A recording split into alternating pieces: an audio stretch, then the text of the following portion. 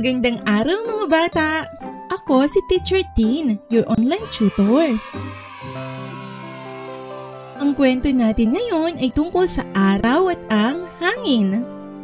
Handa na ba makinig at matuto mga bata?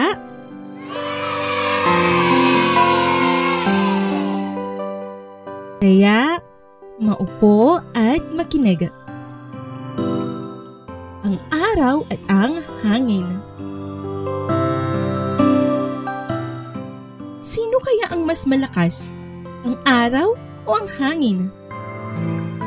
Madalas daw ay nag-aaway tong dalawang ito noong araw dahil sa nagpapalakasan nga. Isang araw, sinabi ng hangin, "Oh, gusto mo ba talagang patunayan ko na mas malakas ako kaysa sayo?" Ngumiti ang araw. "Sige.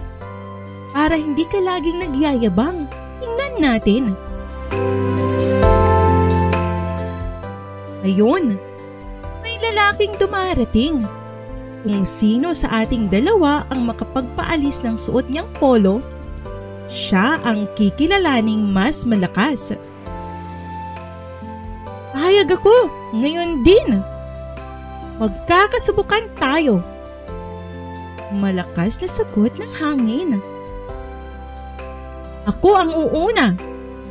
Dugtong pa niya. Dahil ayaw niyang maging pangalawa sa anumang laban.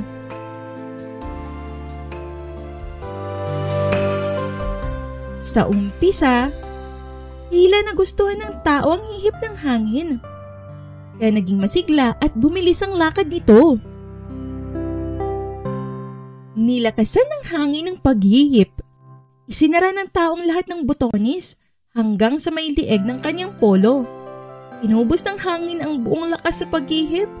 Lalo namang pinakaipit-ipit ng mga braso ng lalaki ang damit dahil tila giniginaw na siya. Nang hina na ng katakot-takot ang hangin sa paghihip niya, ay talagang hindi niya makuhang mapaalis ang damit ng lalaki. "Sige!" sigaw niya sa araw. "Tingnan naman natin ang galing mo. Marahil, hindi mo rin naman mapapahubad ang taong yon." Pinalitaw ng araw ang sinag niya at unti-unti niyang pinainit ito. Tumulong pawis ang lalaki. Dinagdagan pa ng araw ang init ay nilalabas niya. At ang lalaki ay nagkalas ng mga ilang botones sa baro. Maya-maya, nang uminit pang lalong araw, hindi na nakatiis ang tao at tinanggal ng lahat ng mga botones ng polo at hinubad ito.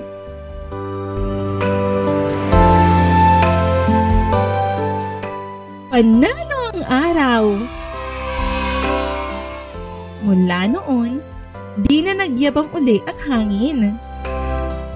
O, ayan mga bata ang ating maikling kwento. Nagustuhan niyo ba mga bata? May natutunan ba kayong aral sa ating kwento?